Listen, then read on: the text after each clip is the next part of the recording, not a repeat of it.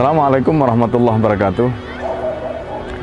Para pemirsa yang dimuliakan oleh Allah, apa yang terbayang oleh kita ketika kita pertama kali menginjakkan kaki kita di Istanbul, menginjakkan kaki kita dan kita menyaksikan benteng Konstantinopel yang begitu kokoh, begitu angker, bahkan sudah 23 kali percobaan untuk menaklukkan benteng itu tidak pernah berhasil. Bahkan Sultan Murad ayahanda dari Muhammad Al-Fatih sendiri mencoba untuk menaklukkan itu pun tidak berhasil. Tapi kemudian benteng yang angker, benteng yang begitu kokoh bisa ditaklukkan oleh seorang pemuda yang baru berusia 21 tahun. Apa kira-kira yang ada dalam benak kita? Apa yang kita bayangkan? Inilah yang membuat kita mestinya merenung. Apa kekuatan yang dimiliki oleh pemuda yang berumur 21 tahun ini? Jawabannya adalah ada pada hadis Rasulullah SAW. Rasulullah SAW pernah berpesan kepada para sahabat. Rasulullah mengatakan, "Naja awwalu hadil ummah bil yakini wa zuhdi." Rahasia kesuksesan umat ini di masa lalu adalah karena keyakinan mereka dan kezuhudan mereka.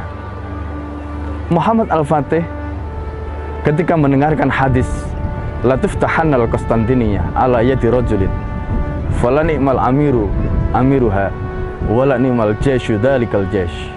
Konstantinopel itu pasti akan ditaklukkan melalui tangan seorang kesatria, dan orang yang bisa menaklukkan itu adalah panglima yang terbaik. Pasukannya adalah juga pasukan yang terbaik. Ketika hadis itu disampaikan oleh gurunya Aksamsuddin kepada Muhammad Al-Fatih, dan hadis itu terus-menerus diulang-ulang, terus-menerus dipompakan semangatnya sehingga tumbuh menjadi keyakinan. Muhammad Al-Fatih dengan tempaan gurunya, dengan akidah yang kokoh karena keyakinannya tadi, keyakinan bahwa dialah Muhammad yang kemudian bisa menjadi penakluk, bahwa dialah orang yang ditakdirkan untuk menjadi penakluk benteng keangkeran Konstantinopel itu. Maka dengan bersandar pada kekuatan Allah, bersandar kepada kemahakuasaan Allah, kebesaran Allah, semuanya itu menjadi kecil, semuanya itu menjadi tidak ada yang tidak mungkin. Dan itulah yang dibuktikan oleh Muhammad Al-Fatih. Ketika Muhammad Al-Fatih dengan pasukannya menggempur dengan gempuran yang pertama dan itu gagal, itu juga menunjukkan pada kita bahwa sungguhnya kekuatan fisik saja, kekuatan materi yang berupa pasukan yang berjumlah besar itu ternyata tidak cukup. Muhammad Al-Fatih diuji dengan pertempuran kedua sampai kemudian berhasil baru yang ketiga, dan itu pun setelah dia mendapatkan wasiat atau nasihat dari gurunya bahwa sungguhnya kemenangan itu ada di tangan Allah Subhanahu wa taala. Allah lah yang menentukan kemenangan itu, bukan karena kita. Subhanallah. Inilah keyakinan yang kemudian menghujam di dalam hati seorang Muhammad Al-Fatih yang ketika itu baru umur 21 tahun. Keyakinan inilah yang kemudian membuat Muhammad Al-Fatih yang masih muda dan belia itu sanggup menaklukkan Konstantinopel. Para pemirsa yang dimuliakan oleh Allah, yang kedua, rahasia kemenangan yang diajarkan oleh Nabi adalah kezuhudan. Apa itu zuhud?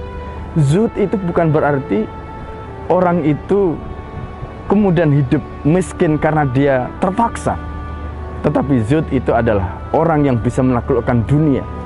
Orang yang bisa menaklukkan dunia, dunia itu akan dia kuasai, bukan dia dikuasai oleh dunia. Ketika dia bisa menguasai dunia, maka dia akan bisa menjadi penguasa dunia.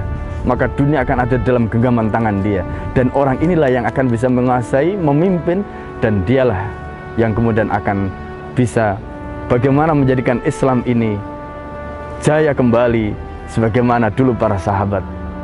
Itulah yang digambarkan bagaimana Abu Ayyub Al-Ansari yang sudah 80 tahun sanggup kemudian mengikuti ekspedisi, dan nanti kita bisa lihat bagaimana bukti itu ada di sini.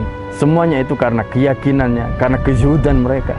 Dan kalau bukan karena itu, maka tidak akan ada orang-orang besar, tidak akan ada sejarah dan tidak akan ada kemenangan Islam, dan tidak akan ada peradaban kaum muslimin yang luar biasa seperti saat ini. Assalamualaikum warahmatullahi wabarakatuh.